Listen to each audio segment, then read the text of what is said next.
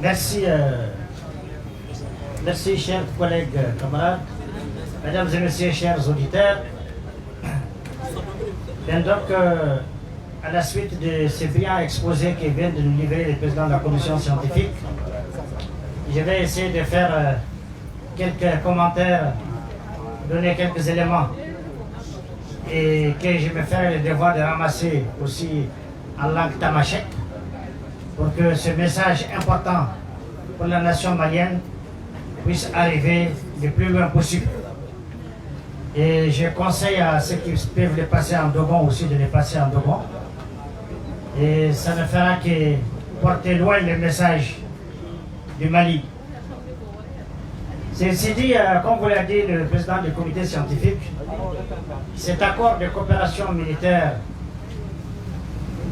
n'est pas en train de nous apporter la paix. Il n'est pas en train de nous apporter la sécurité. Cet accord n'est pas équilibré. Il n'est pas d'outil équilibré, il bafoue beaucoup de nos droits. Et le plus important des droits qu'il bafoue, c'est celui de notre souveraineté nationale sur l'ensemble du territoire du Mali. Cela est extrêmement important. Mon collègue l'honorable Ouattara a évoqué l'accord d'Alger. Je ferai une petite parenthèse là-dessus. Vous savez, il y a beaucoup de gens qui disent aujourd'hui non à l'application de l'accord d'Alger. Ils disent que l'accord est très mauvais. Il y en a qui disent que l'accord est le meilleur outil qu'on ait pu décrocher pour le Mali. Je vais vous surprendre parce que je vais vous dire que les deux ont raison. Ceux qui disent que l'accord d'Alger est mauvais ont raison.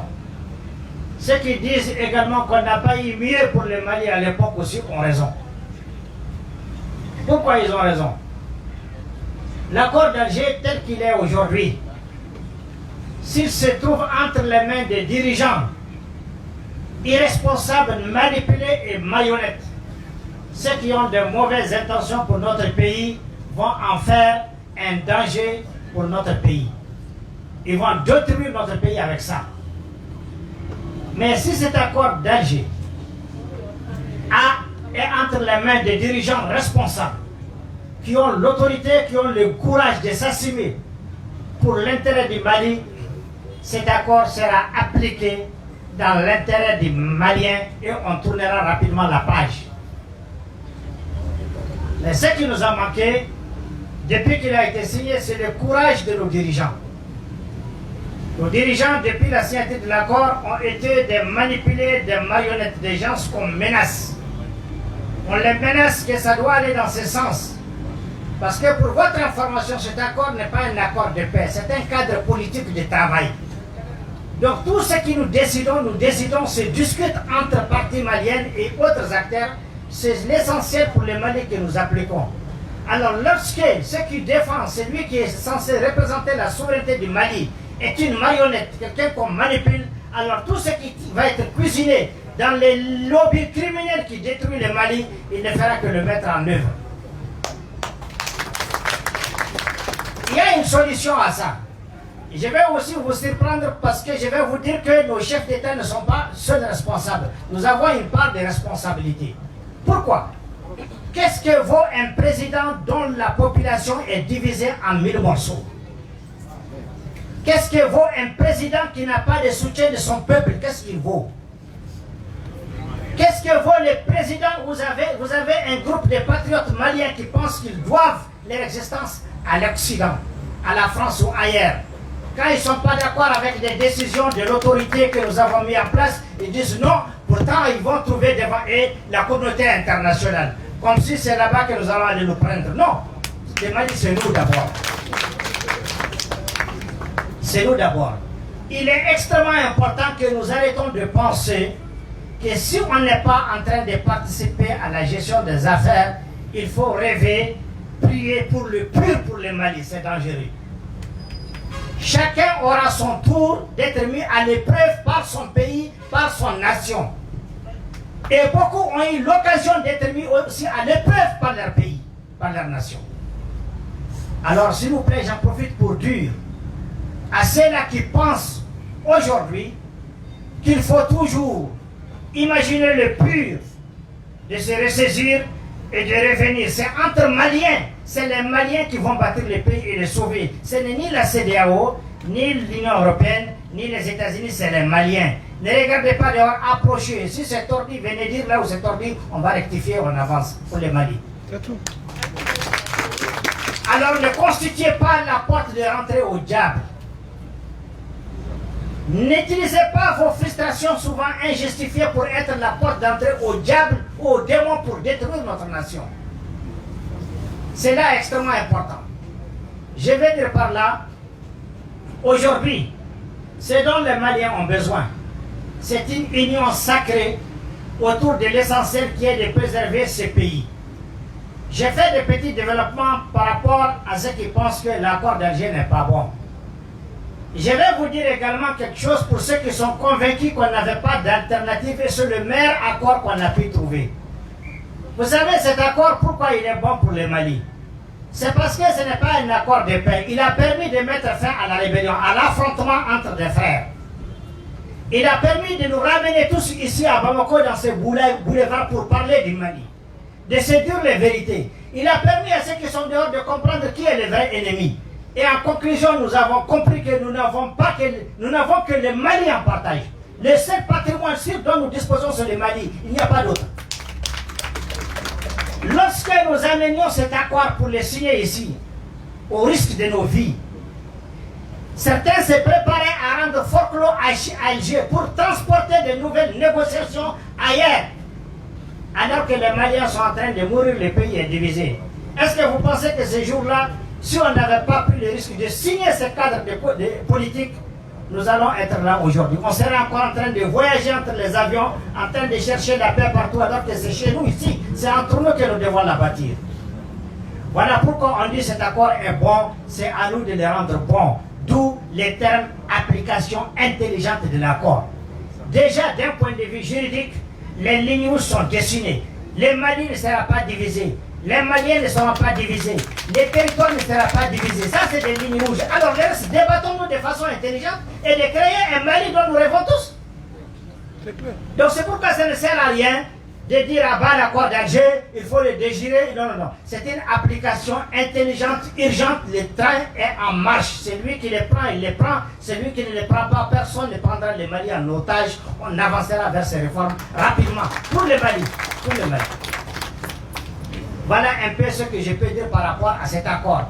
Donc tous ceux-là aujourd'hui qui sont responsables de ces traités de coopération bidons qui sont en train de nous mettre à genoux, dans lesquels le Mali a été toujours perdant, ont leur cadre favorable dans cet accord d'Alger. C'est pourquoi il faut le mettre en œuvre de façon intelligente. C'est pourquoi aussi il faut réviser tous ces accords pour que désormais ils soient des accords gagnants-gagnants dans lesquels les Maliens se retrouvent, dans lesquels les Maliens sentent qu'ils sont en train d'aller de l'avant. Moi, j'ai un seul indicateur pour ces accords. Tout accord de coopération militaire qui ne permet pas de réduire l'écoulement des sang des Maliens, pour moi, est nul et non avenu. On ne doit même pas faire 3 mois là-dessus. J'ai un seul indicateur, c'est ce que j'ai défendu à toutes les réunions de haut niveau. Ne venez pas me dire, j'ai 5 Barkhane. Non, moi j'ai un seul indicateur. Au bout de 2 mois, 3 mois d'application, est-ce que le sang des Maliens a diminué ou a réduit de couler? Un point bois. Si ce n'est pas le cas, on le met de côté, on cherche une autre solution. C'est tout. Ce n'est pas d'autre indicateur. Alors aujourd'hui, la solution dont nous disposons, c'est de considérer que nous avons eu la chance aujourd'hui de comprendre beaucoup de choses. Nous avons eu la chance aujourd'hui d'ouvrir la parenthèse pour la refondation de notre Mali. Et nous avons eu la chance de voir des dirigeants qui sont capables de s'assumer et de dénoncer ce qui est dangereux pour le pays. Alors constituons cette force de légitimité pour eux qui va dénoncer avec eux, qui va les soutenir jusqu'à ce que nous mettions notre pays sur les rails. Cela est extrêmement important et urgent aujourd'hui. La révision du traité de l'accord, ce n'est pas que seulement la responsabilité d'Assimi Goïta. Il a joué sa partition, il a assumé avec courage. Nous avons écouté son ministre des Affaires étrangères que cet accord, il doit s'adapter à notre contexte. Il doit être réadapté. Ça veut dire tout. Et il y a tout là-dedans. Aujourd'hui, ça a été toujours, s'il l'a dit, c'est parce qu'il a senti que c'est ça la volonté du peuple. C'est ce que le peuple veut. S'il l'a dit, c'est parce qu'il a été sur le terrain. Il a tâté de sa main et de ses pieds les imperfections de cet accord et ses incohérences et la façon dont ça touche à notre indignation et notre dignité. On n'a plus de vie privée dans nos familles. Alors où est l'indépendance? On n'a pas de police, on n'a pas de gendarmerie, on n'a pas ceci. C'est les étrangers, en l'occurrence Barkhane, qui vient faire tout ça chez nous. Non, ça ne peut pas continuer.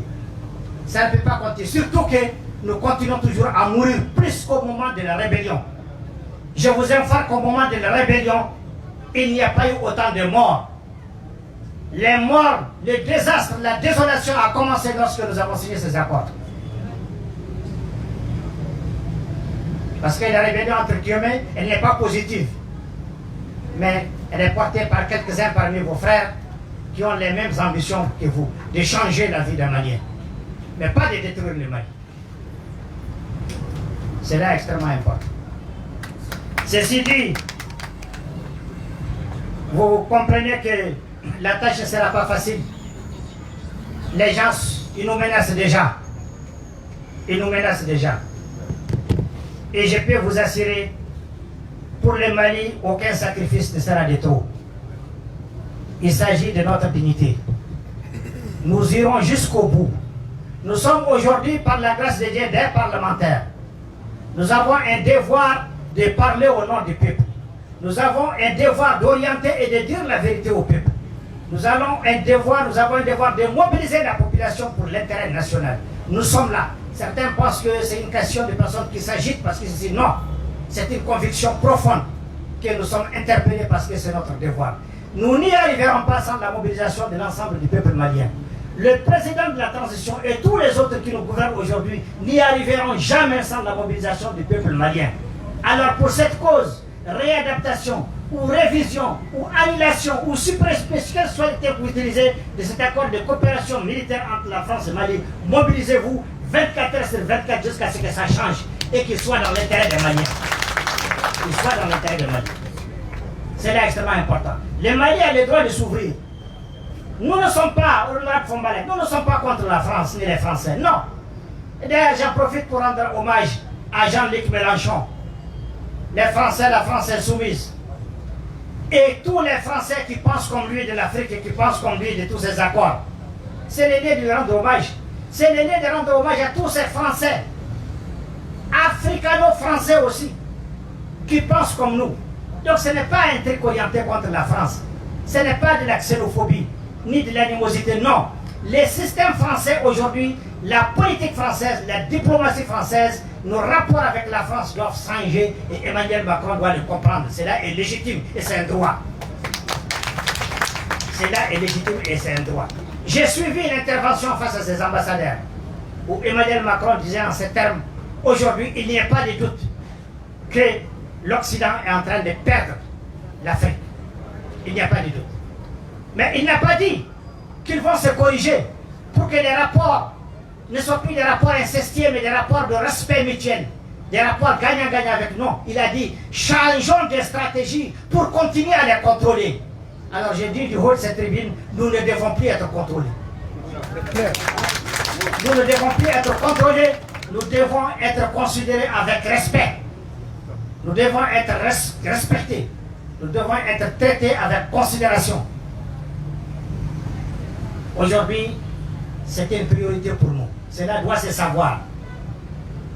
Ceci dit, les aspects scientifiques, les dessous, les non-dits de cet accord, je crois qu'ils ont été développés par l'honorable. Permettez-moi de dire juste un mot en tamashek avant de passer la parole à un Dogon, s'il veut dire un mot en Dogon. Assalamu alaikum wa yitibirat shatmiya wa hera sajara dagal wa qwala. Nakaya dashir wa nashalida wa rtiya shakasta nakrana naqtarat jat dagal wa qwala. Jafar shurufna naqad sarhunana. نكد محمد واسمك محمد كان أول قيمة وراه التغرين بهذا اللي إنما هاشر ونشر ورتيه الشو الصاحب تلقى مجرى الحين اللي كان نغتم وسنبر كان دا ودا ورت صغيرة شديدة إجماع تشكاس يباسنا السيم غرد يباس الروشن تاجني يتمزقنا نغير كوجش تاجني رزقنا نغير كوجش تاجنا نغير كوجش يباس نلا شروفنا نبغى كاننا يباس نسنا كنا الدولة فرنسا نغيرا ولا دولة مالي ولا نغيرا عشر وانا شديدة وراهنا غير والد صدق صوبة مدينيس ما فن والتجارة ولا الصحة تدور لنا كاننا تمجرنا تمزوجنا تمجرنا الديننا تمجرنا المرحلنا دوك تكوري تاجي تاشر ولا شري ورتيها شكاس تكوري تفني منك كان كلمات فوق نفسنا وركاي هكذا هار منك هالليرة اس الصحة تنفاس النور تلقى كاننا التلميذ استكاد ورنا الصحة الناس ورنا ما ترسمي ورنا ما ترس دردن ميدن يفرق قمصنا دردن يفرق قمصنا ورنا ما تدرس تاني ليك وانت تلا لنا فرنسا شريعة تلا ليت انا غسل هندسة تلا ليت انا غسلن تلا ليت انا غسموتي وشاماراتني زارة من فرنسا الميدنس دردنس ورنا هذا الني ولا كاننا ورنا هذا السنانة ولا كاننا أكلنا ونكاذا تتيجا زنف لسن الدولة نغمالي ورنا لا داغا أنت إكادة مداري كونستيتي الأرميننا هانت تاراتنا هانت تبنبران هانت تفولانا هانت تعاربا هانت تكتماشا بالكوانين وقت اللبوب ولا كانوا تطورينها الأرميننا غنتا لا غشنينا أنت أصنع تدروس كاسننا تدروس مزاغننا تدروس هناننا يباسنا على الأرمين فرنسا مزاغننا نكم أحمر وصنع أحمر اللي غير وناس وقت الدولة غمري مرفوق يا تهن فرنسا دغا كاننا أجد عواي مو كان فوق عن نبدأ تشوف لنا ناقص كان لنا دراسة السدبت إيه لنا توصلنا عن كلمة اللي كان لنا عن نسبة الحق وانجينا الدولة لنا نشبيش انت هرت وين غير قوسس تقوى توسع جاء على هذا ولا تكون من غير وقوة جانا الموت السالق ازاي قول يطول قوة وما تجرها وانجنا هركون تستوي تلقى فولون تتوى تنتهي شرط ماشي وما تجرها التنمية ما وكزايتي من دام الجول من دام فرشة من دام لقو تقنا تمسينا وقت لا غير لا تنسى مسينا قبل تدي شوف نوم مدن تاقا صندوق النون دارت النون هذا بس كلام يتركش شارد سامو درسني مزقن نقول هذا يعني يتم الزقاق كان الدولة تبالي. السلام عليكم ورحمة الله تعالى وبركاته.